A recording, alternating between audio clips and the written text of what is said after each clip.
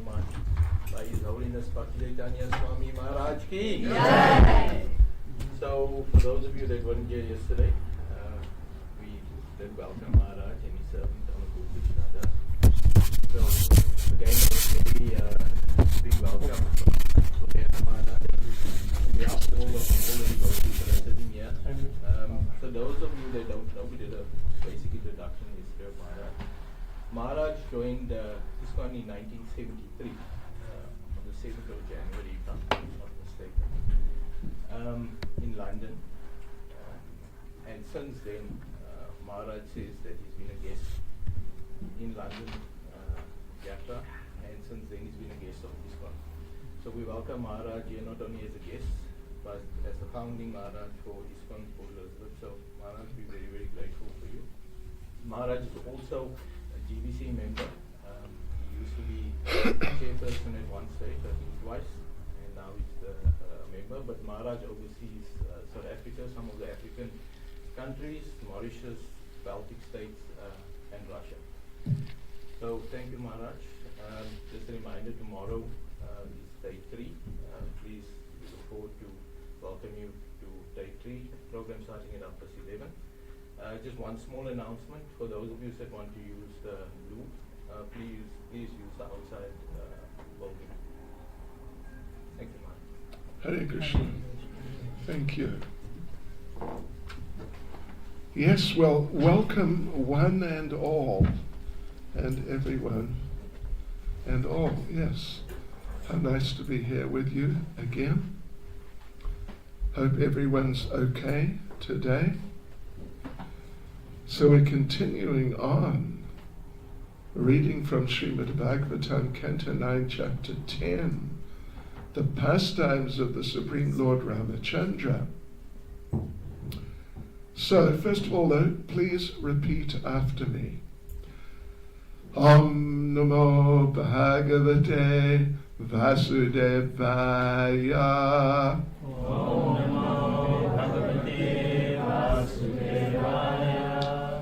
Om Namo Bhagavate Vasudevaya. Om Namo Bhagavate Vasudevaya. Om Namo Bhagavate Vasudevaya.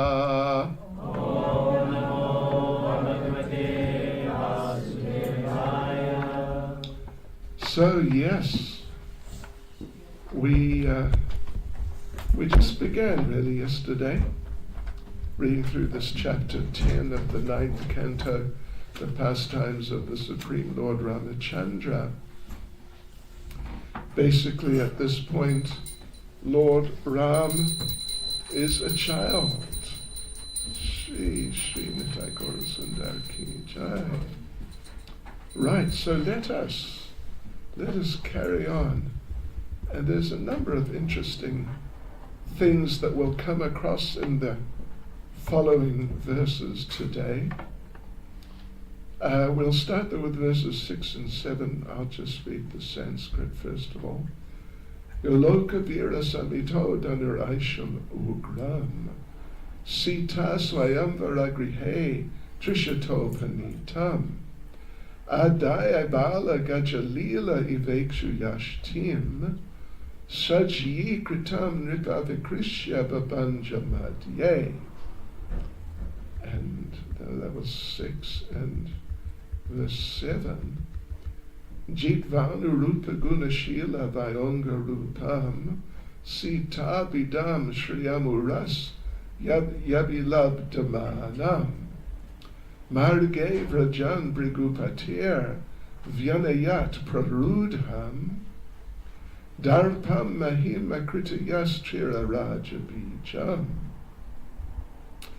Translation. O King, the pastimes of Lord Ramachandra were wonderful, like those of a baby elephant. How many of you are familiar with the pastimes of baby elephants? Perhaps not so many. Yeah. In Mayapur, our center there and the whole establishment there, they have elephants, few elephants. And I was there just before COVID, shortly before, and there were 2 little baby elephants, and they're real characters. They're real characters. I mean, sort of like, little puppy dogs are real characters often, and little babies are often little characters. So baby elephants are real characters. They sort of bounce around in playful ways. So Lord Ramachandra, when he was a child, he was like that. Playful, a little mischievous, not so much, but a little mischievous. In the assembly where Mother Sita was to choose her husband, in the midst of the heroes of this world, he, Ramachandra, he broke the bow belonging to Lord Shiva. This bow was so heavy that it was carried by 300 men. But Lord Ramachandra bent and strung it and broke it in the middle, just as a baby elephant breaks a stick of sugarcane. Is it easy to break a stick of sugarcane? I don't think it's so easy, is it? Just shows you, watch out for baby elephants. They're stronger than you might think. Don't mess with them, don't play around with them. Right. So thus the Lord achieved the hand of Mother Sita, who was equally as endowed with transcendental qualities of form, beauty, behavior, age, and nature. Indeed, she was the goddess of fortune, who constantly rests on the chest of the Lord. So let's just say a few words about that bow of Lord Shiva. Lord Shiva, of course, was very great. He's one of the great controlling deities of the universe. And in fact, when the time comes for the destruction of the universe, Lord Shiva is actually more or less in charge of the destruction in different ways. One of the main ways is he dances. He dances in a very dramatic way. You know, I'm sure, have some of you girls or ladies learnt dancing, Indian classical, Bharatanatyam? You learnt that? And what's the other one where they stamp their feet? Kathak. Lord Shiva does something like Kathak. You could say, stamping his feet. But, you know, when we stamp our feet, that's one thing. But when someone as powerful as Lord Shiva does, it actually shakes the universe, and he carries on, and it basically shakes the universe to pieces. And his bow, which, as stated here, was carried by 300 men, it had to be carried by 300 men. And these were not just your typical men like our gentlemen here today, who of course are, you know, very strong gentlemen. These men were warriors, professional warriors, trained from childhood. And so they're just big, powerful men. And it took 300 of them to lift it off the ground. Yes. So, there's interesting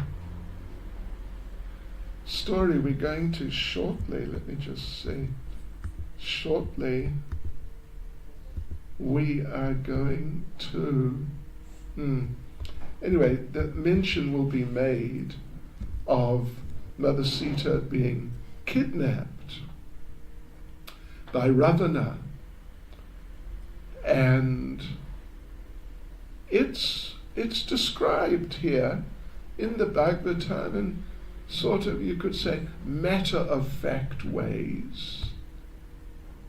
But actually it's quite a mysterious pastime. Very mysterious, because we read here that Sita is equally as endowed with transcendental qualities of different sorts, including nature, and not mentioned here, but also power, as Lord Ramachandra. We read that indeed she was the goddess of fortune, a transcendental personality, overseeing not just what's going on on this planet, not just what's going on in this universe, but what's going on in the entire material creation.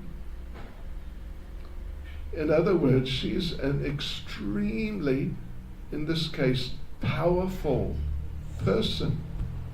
Really, really, very, very powerful person. Equally as endowed as Lord Ram himself, and Lord Ram is omnipotent. He's all-powerful. Yes. So, when it comes to the kidnapping of Sita, like I said, it's a mysterious subject. Let's just go into it a bit here. So Sita was there, Ram was exiled, Sita went with him. Lakshman, the brother of Ram, was there also. And it's a bit of a long story. I think many of you are probably quite familiar with it, how Ravana, this terrible demon, Rakshasa, king of the Rakshasas, means king of the cannibals, and himself very, very powerful. He came to kidnap Sita because he was so attracted to her, as described here, that she was endowed with transcendental qualities of form, beauty, behavior, age, and nature. So she was a really very amazing looking person. Not just beauty as we get, I imagine there's a Miss PE. Is there a Miss PE? Do they do that? No? There is, I imagine there is somewhere they do that. Miss Port Elizabeth. I'm sure she's a very attractive looking young lady. But that's just material beauty. And, she's probably 20-something. That's the normal age for such people. Wait till she's my age. What's your age now? No, yes. Yes. Goodness. 83. You're older. You're the oldest person here. I may be the second oldest. Working on it. So maybe she'll reach 83, or even just 72 like me. And then if she takes part in the Miss or whatever PE, she's not going to get anywhere because she's not going to look very nice in those terms. Oh yeah. Age, what old age does to people's bodies. Really. So there's a saying, I don't know if I mentioned it yesterday, old age is not for sissies. Did I mention that yesterday? Anyway, old age is definitely not for sissies, I tell you what. So when you're in your 20s, sure, practically anyone can do almost anything. But time is so powerful. So all these beautiful young ladies and the very handsome young men, as time moves on, they lose their attractiveness and so on like that, their strength. But the Supreme Personality of Godhead, he has transcendental beauty, means spiritual beauty, and spiritual beauty, or anything spiritual, the terminology in Sanskrit is Sat, Chit, Ananda. Sat means eternal. Krishna has looked the same. And not just Krishna, but actually everyone who's living in the spiritual world, in the kingdom of God, they've all looked the same for the last, not just like 10 or 20 years when people are sort of at their peak, but millions and trillions and zillions of years, and actually an unlimited period of time. Not just Krishna, who's God, but everyone in the kingdom of God. They have eternal qualities, including of appearance. Yes, so Krishna, it's described about Krishna himself specifically that when he was present here about 5,000 years ago, he would move around in public sometimes, and people would see him in the streets. But sometimes when people would see him, his beauty was just so outstanding that people would faint because of his beauty. Just the beauty is just so overwhelming and totally captivating that some people would faint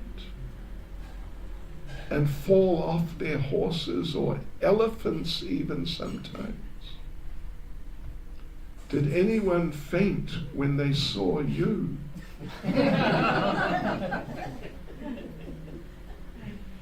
No? Not at all. Just not one person. Yeah, my wife, she Okay, I see. All right, that's a compliment.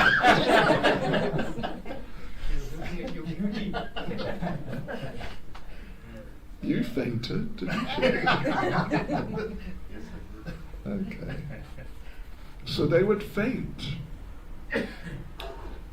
And same with Sita. She was just we cannot really imagine, because we have never seen people who look like that. We've seen people who look nice in certain respects, but there are really limitations on their beauty, and what to speak of as they age. So now, Mother Sita, she is the goddess of fortune. She is giving people their opulence, their wealth, like this. And not just on this planet, but throughout the whole universe, amongst all the populations in the universe. And not just in this universe, but all the universes in the material world. So how powerful is she? Just what an exceptional person. We cannot really, clearly understand, or even unclearly understand. It's just really beyond us, beyond our experience and our capability. So she was, see, you don't pull that because it comes around. So it's okay. I may knock it a bit, but we'll get by. So anyway, so the question arises, how did Ravana kidnap her? Because obviously she didn't go willingly. She resisted. Of course she resisted. What a terrible situation to be in. So she tried her best to resist. But he overpowered her, and he captured her, and she couldn't and didn't escape. Yeah. So how could it be? She's so extremely powerful. As powerful as the Lord himself. So it's a very interesting subject. And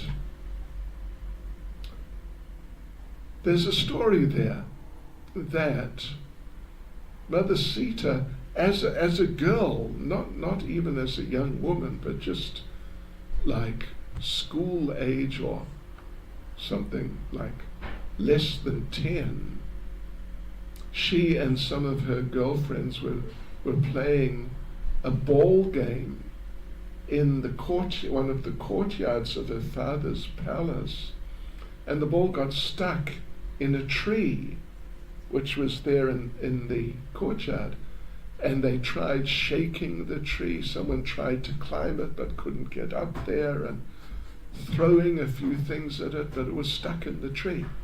So what to do? Now, in a room just next to that courtyard and visible from the courtyard was that bow. The bow was there. So Sita, she said, hey, let me just take that bow and we'll poke the ball out of the tree. So she did. Well, she went in and picked up the bow with one hand and took it outside and poked the ball out of the tree. And some of the guards there, the people who were guarding the bow, some of the guards and some people saw that happen, and they're just completely astonished. Because as we read, to carry it took 300 really big men, really powerful warriors. So how does one young girl, I mean, she was older than 10, but still just young, like teenage, late teenage maybe. But even so, how could a girl that age lift that bow? Not possible. But because she is endowed equally with qualities as the Lord is, she was able to do it with one hand, just with one hand. And when her father heard that she had done that, he fainted. He just couldn't believe it. It was just so contrary to reality as he understood it. He couldn't deal with it. So she was so powerful. She was that powerful. Now finally, somewhat later, not so long later, but a bit later, there was this competition to see who she might marry. She would be able to choose her husband from amongst these princes, actually, royalty. So all these young men were gathered, and the idea was you got to pick up the bow and string it. So they all try to pick up the bow, but they can't even pick it up at all. It was on like a cart, some sort of carriage thing. They would move it on. They couldn't lift it at all. The only one who managed to lift it a bit was, would you believe, devotees, Ravana himself. He came because he was very interested in one way or another, some way or other, getting the hand of Sita, because she was just so beautiful, etc. So Ravana tried to lift the bow, and he managed to lift it, like a couple of inches or something like that. But he was battling, struggling and straining to lift it just a couple of inches up. And then he just couldn't manage it any longer. He just let go, and it fell on his fingers. But now his fingers were caught, and he couldn't get his fingers out from under the bow. The last one was Lord Ram himself. He was there. And he came, and as Sita had done, with one hand, he lifted the bow up. Well, first of all he said, "Can I help you?" Then he lifted the bow up, and Ravana got his fingers out. Yes.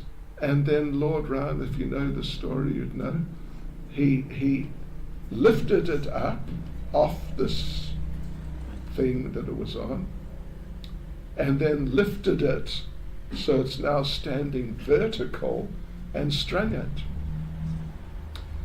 And when he strung it, he pulled the string and pulled it and pulled it, and the bow broke. So that's an exhibition of superhuman strength. Very much superhuman strength. But that's not surprising, because he's not a human. He is superhuman, a supernatural person, the Supreme Lord. So he could have lifted 10 of them, 100 of them. No problem at all. Absolutely none. Yes. So anyway, so Sita was that powerful.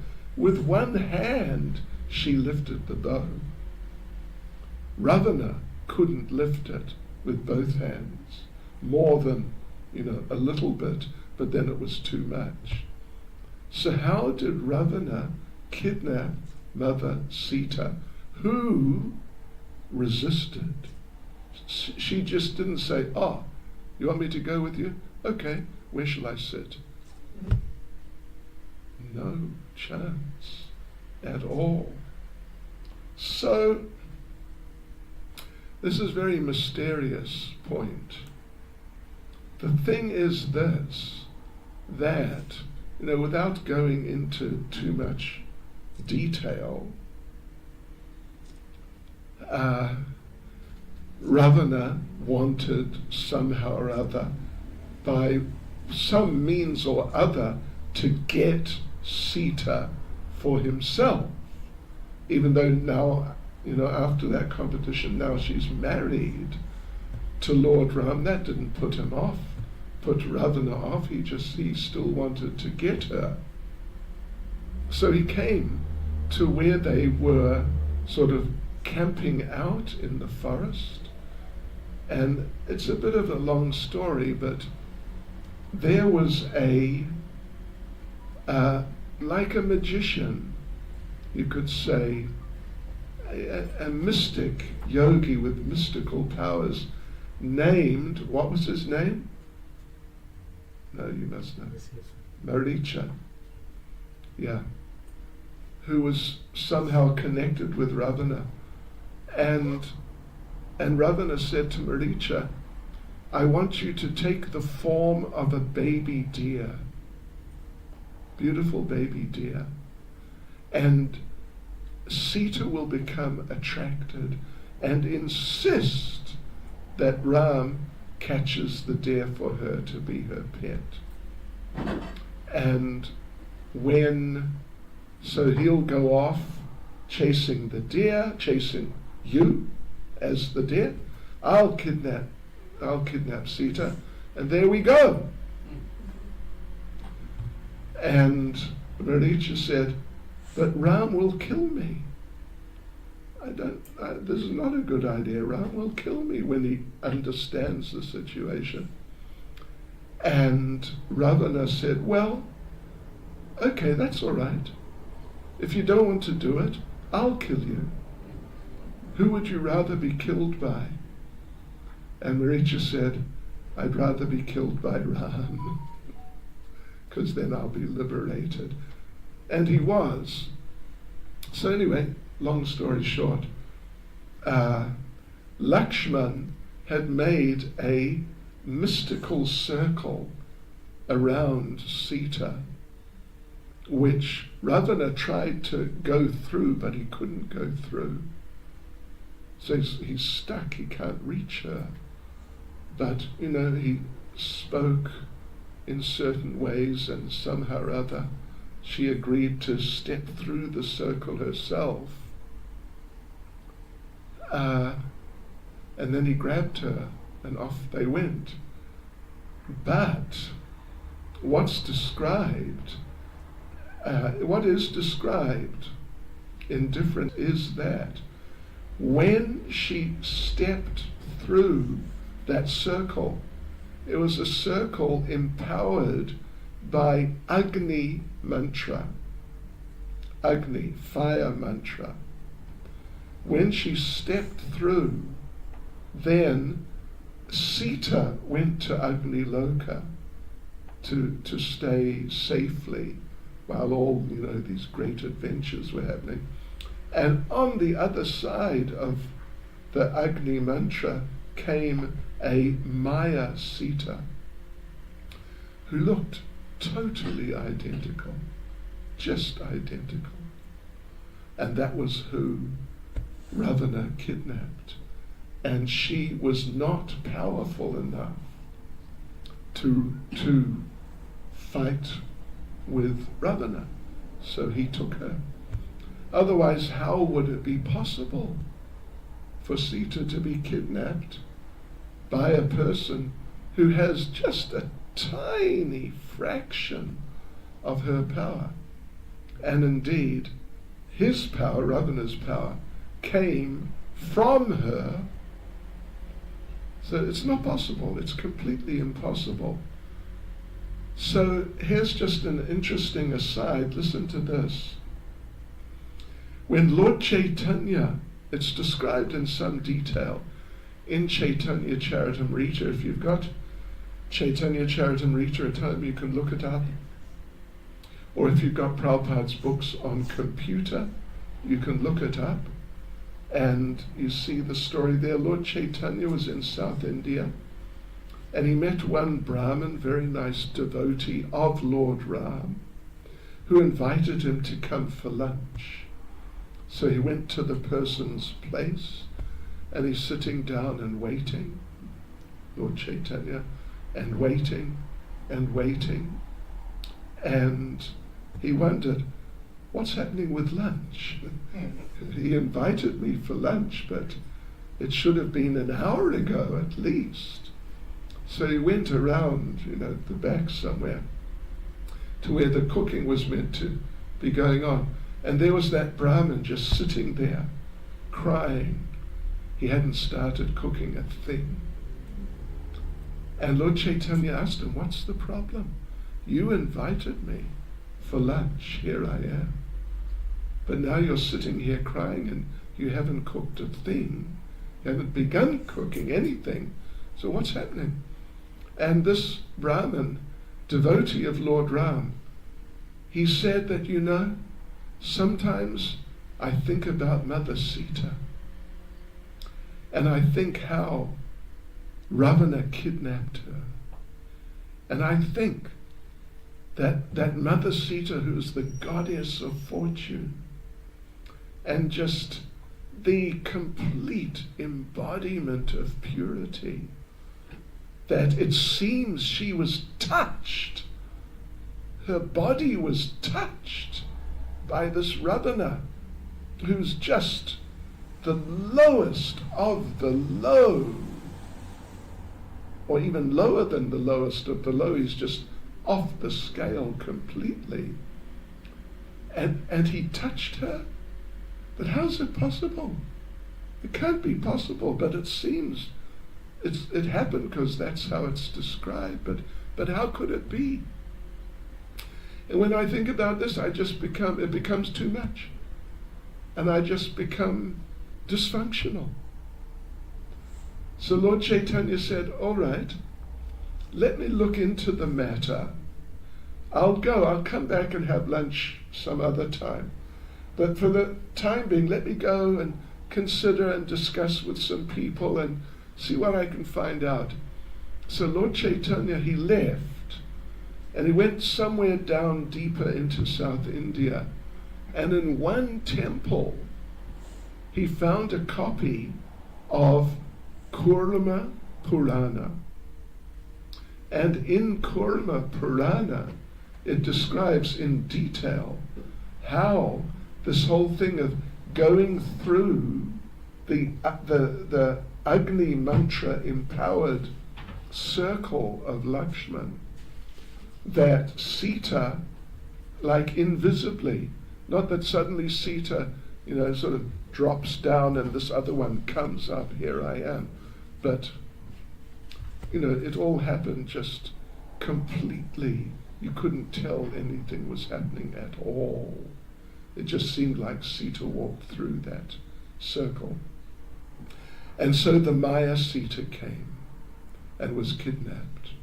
So Lord Chaitanya, what he did, he tore the pages out of the Kurma Purana and took them back to that devotee and showed the devotee that, just see, Mother Sita was never touched by Ravana, actually.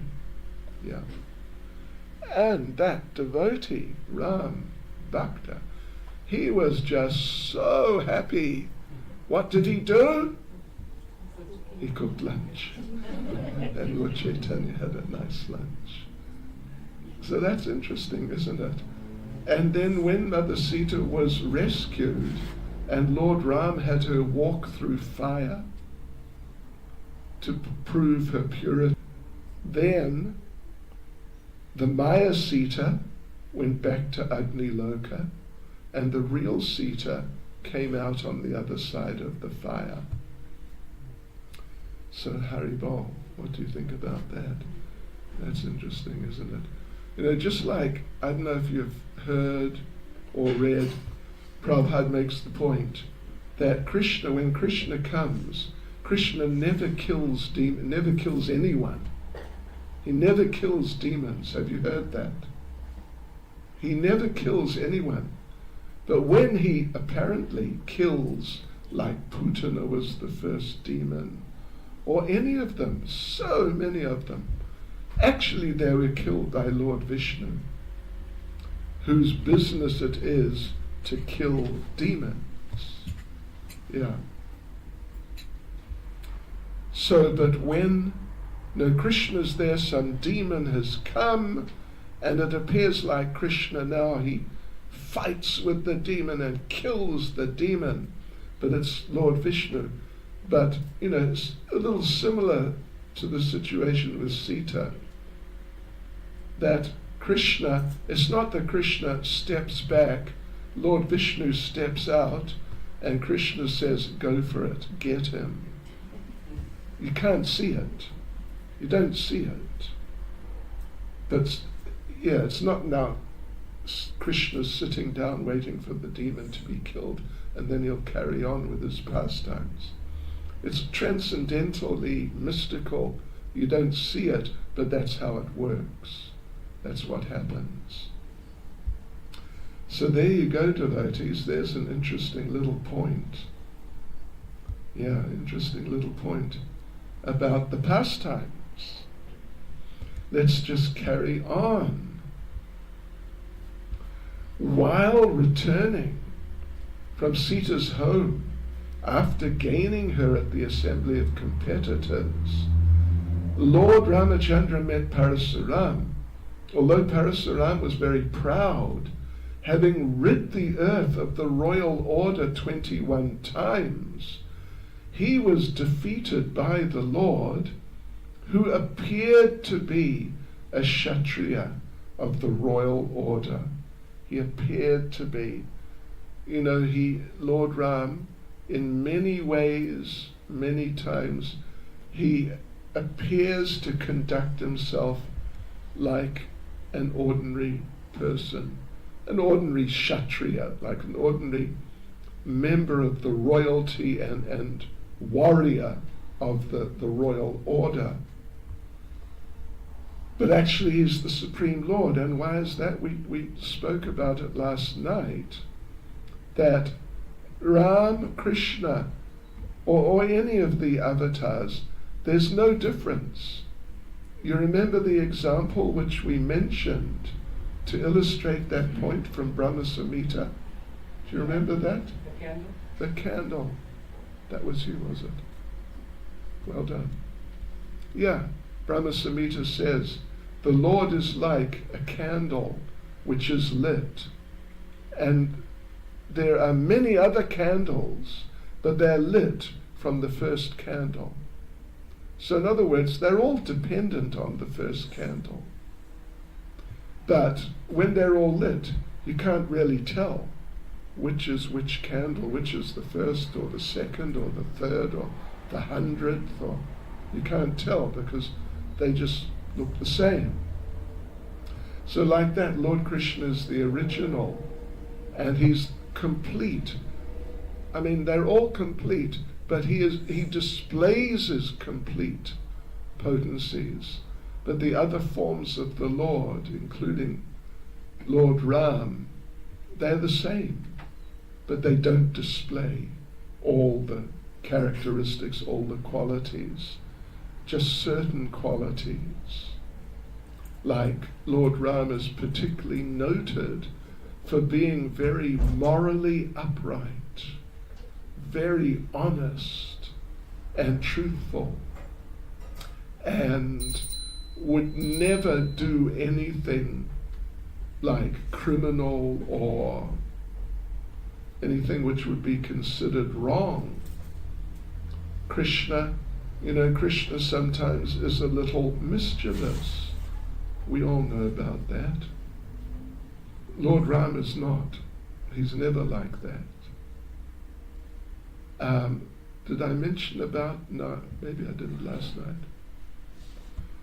when Lord Ram was told about his being banished, and he was sort of mocked that, you're banished, tough luck for you, and you're not going to be the king, and it's by the order of your father, who is the king now. And Lord Ram said, if it's the will of my father, I don't mind not being the king. It's fine, completely fine. And he said, I only have one word. And like this, in the case of being instructed by the other, the word is, yes, sir. And that's it. One word. So it said he has one word, not two words like modern day politicians or many business people.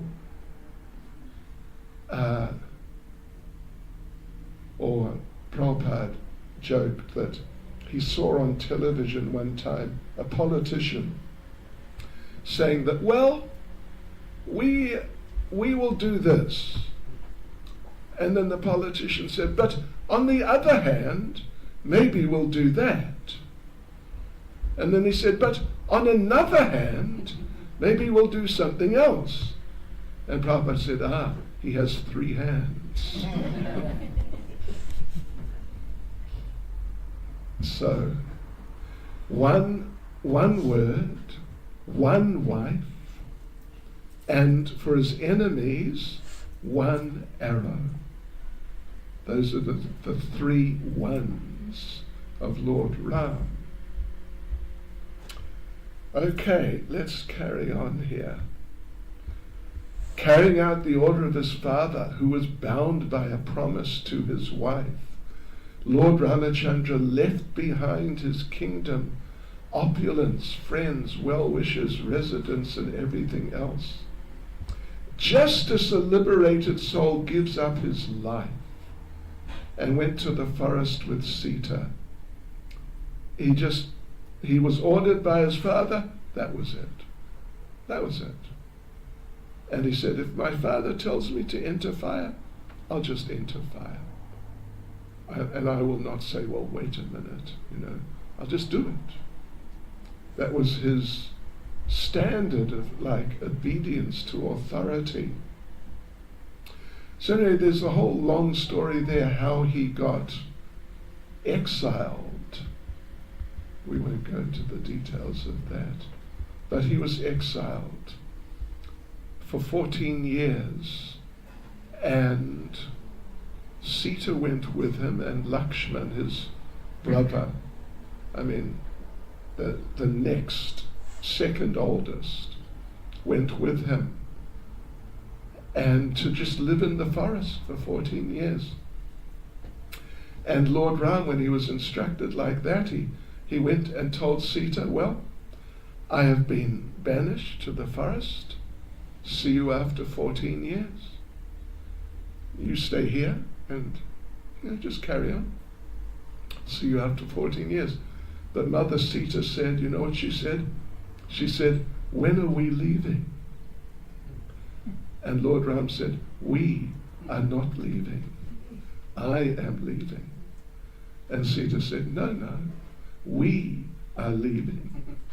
I am coming with you. And it's very interesting to read the discussion between the two of them. And at one point she says, what sin have I committed? What terrible wrong thing have I done? That the karma for that is, I cannot go with my husband. What have I done which makes it not possible for me to go with my husband? So I'm going, because I haven't done anything wrong. And she says, I have never, what to speak of looking, I have never thought of another man other than my husband, as do women of lower class. Yeah. So she went, and Lakshman went. He was not exiled, but he just decided he was going to go. And he was going to be the security person. And he told Lord Ram, 14 years, I will stay awake for 14 years. And so 24 hours a day, I'll be there, watching out for any danger to protect you. And the demigoddess of sleep, Nidra Devi, she came and said, listen, you cannot do that. You have to sleep. If you don't want to sleep, you have to get someone to sleep for you. Then it'll be possible. So Lakshman asked his wife, what was his wife's name?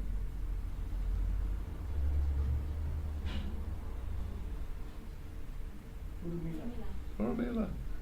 Well done. Yes. Urmila is the name of Lakshman's wife. She is the sister of Sita. And so Lakshman asked her, told her this is the situation, I want to protect Lord Ram. So will you please sleep for me? And she agreed. And she slept for 14 years. Yeah. Okay, here we go. While wandering in the forest, where he accepted a life of hardship, carrying his invincible bow and arrows in his hand, Lord Ramachandra deformed Ravana's sister, who was polluted with lusty desires, by cutting off her nose and ears. He also killed her 14,000 Rakshasa friends, headed by Kara, Trishira, and Dushana. O King Parikshit, when Ravana, who had 10 heads on his shoulders, heard about the beautiful and attractive features of Sita, his mind was agitated by lusty desires, and he went to kidnap her. To distract Lord Ramachandra from his ashram, Ravana sent Maricha in the form of a golden deer. And when Lord Ramachandra saw that wonderful deer, he left his residence and followed it and finally killed it with a sharp arrow, just as Lord Shiva killed Daksha. Yes, so when Ramachandra entered the forest and Lakshman was also absent, the worst of the Rakshasas, Ravana, kidnapped Sita Devi, the daughter of the king of Videha, just as a tiger seizes unprotected sheep when the shepherd is absent. When Lord Ramachandra wandered in the forest with his brother Lakshman, as if very much distressed due to separation from his wife. So then he wandered, as if very much distressed due to separation from Sita. Thus, here's an interesting point, thus he showed by his personal example the condition of a person attached to women, or one could say the opposite sex. You know, of course, some marriages are relatively happy, but many are not. I'm sure you know a few people who couldn't handle being with each other any longer, so they divorced. Yeah. I was in Finland, more than 10 years ago, maybe 15, anyway, quite some years ago, and there was a debate in Parliament to change the divorce laws, or the marriage laws, should we say. That, and different parties, different people were making suggestions. Should it be, how long should it be, and someone suggested, let the contract, the marriage contract, be for 10 years. And after 10 years, if you want, you carry on, no problem. You just sign another contract. But if you've had enough, after 10 years, just, see you later. Pacha aljo, as they say, or badme malenge. See you later. See you later. Ciao. Something like that. Yeah. And someone else suggested, no, 10 years is too long. And it was generally felt it was a bit long. Someone suggested, make it a yearly contract. Then it's just easy. You just zip out and away you go.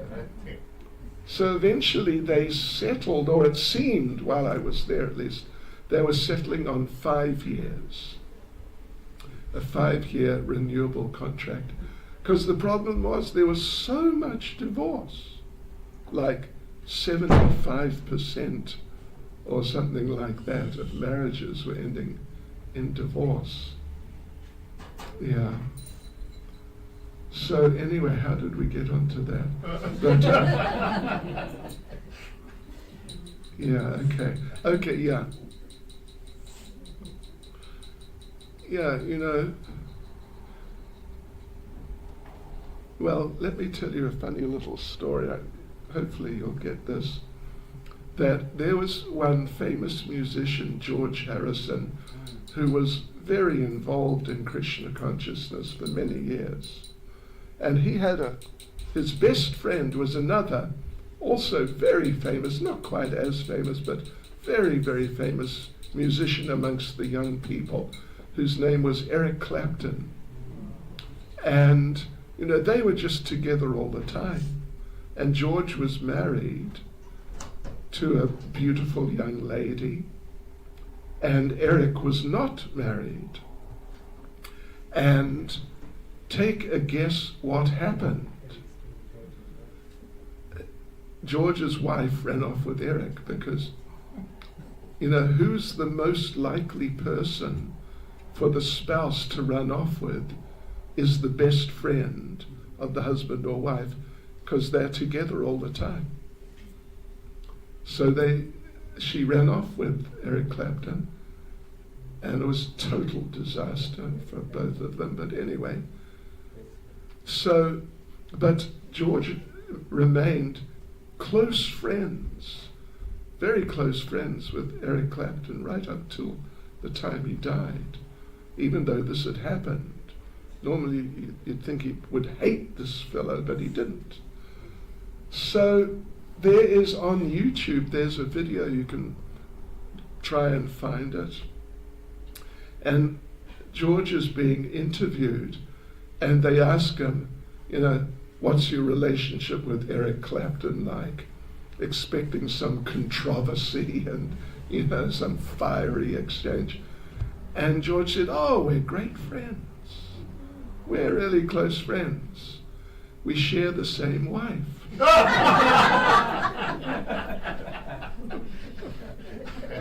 Yeah. So, you all, I could say, you're more pious. So when you get married, it tends to just, that's it. That's it. That's your situation and that's your life. But, I'm sure there's a few Gujarati people who got divorced, isn't it? I know a few. Yeah. It happens even amongst pious people who are more like dutiful and more tolerant of their partner's shortcomings and all that. So, yes. So in this way, a lot of people suffer. If in America, I think the divorce rate is like 30% or 35 or something. I'm sure Google Maharaj could tell you if you wanted to know. So if, say, 35% cannot take it any longer, and they just got to get away from each other, or else it'll be too much, doesn't mean the other 65% are just happy, does it? I'm one of the 65%. I'm joking. Hare Krishna. You're a nice person, a gentleman. Well, anyway, yeah. Okay. So that's a lesson from these pastimes, that Lord Ram suffered tremendously, huge anxiety, because Sita was kidnapped. Then, you know what happened? What happened was that Hanuman appeared on the scene just after Sita had been kidnapped. So in other words, he had never seen Sita so far, Hanuman. And he just arrives, and there's Lord Ram in just, transcendental separation, very extreme. Transcendental, but very extreme. And Hanuman, understanding, this is my Lord Ram, at last we've met. He felt I want to help get Sita back with my friends.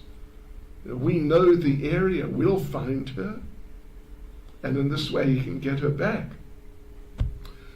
So, but he'd never seen Sita, didn't know what she looked like. So, and he couldn't ask Ram, because Ram was just not really able to speak much, other than like chastising and saying how he's going to destroy practically the universe if he doesn't get Sita back.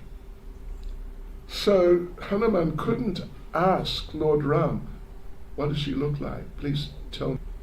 So he asked Lakshman, what does Sita look like? So what does she look like, Sita, your sister-in-law? And Lakshman said, I don't know. And Hanuman said, no, come on. I want to help. Please be serious. Tell me, what does Sita look like? So I can find her. And Lakshman said, I don't know what she looks like. And Hanuman got angry. I'm trying to help. You must tell me. And Lakshman said, I told you I don't know what she looks like because I've never looked above her feet. That's, just like Sita had never thought, what to speak of, look at another man like, oh, he looks interesting. She'd never thought of another man. Similarly, Lakshman, so pious. This is his sister-in-law, who's the sister of his own wife, but doesn't know what she looks like.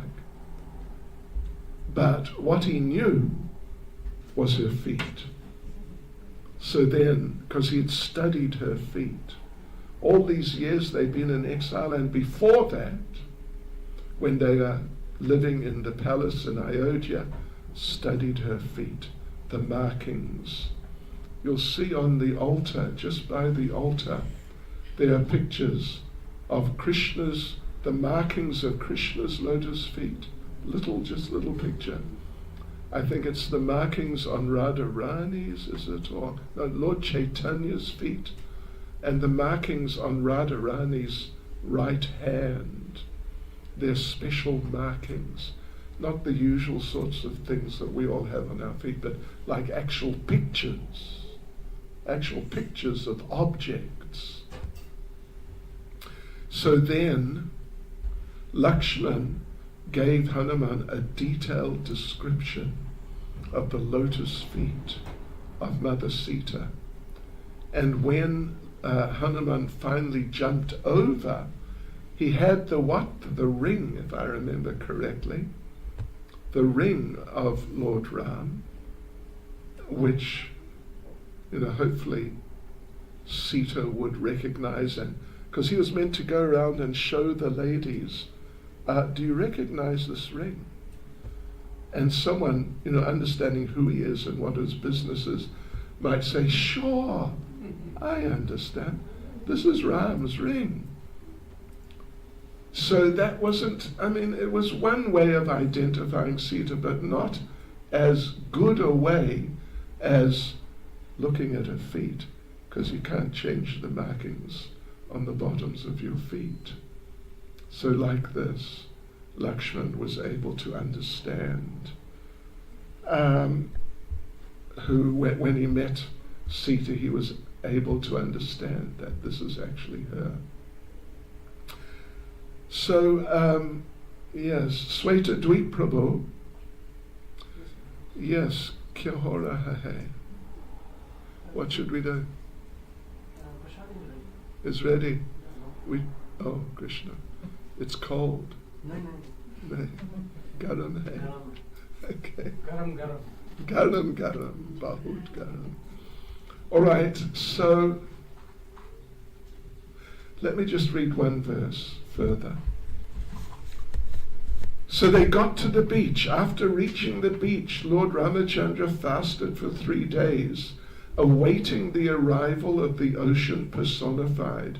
When the ocean did not come, means Varuna, the deity of the sea, the Lord exhibited his pastimes of anger, and simply by his glancing over the ocean, all the living entities within it, including the crocodiles and sharks, were agitated by fear.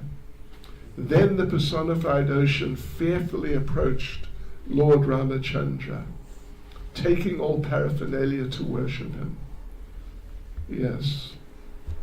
And then he agreed, you want to cross me? You can use my water as you like. You can cross it. Go to the abode of Ravana. Yes. So he said like that. And then they built the bridge over the ocean. And devotees and friends, you know what happened next? Do you know what happened next? Come tomorrow afternoon and find out what happened next. But it is really extreme and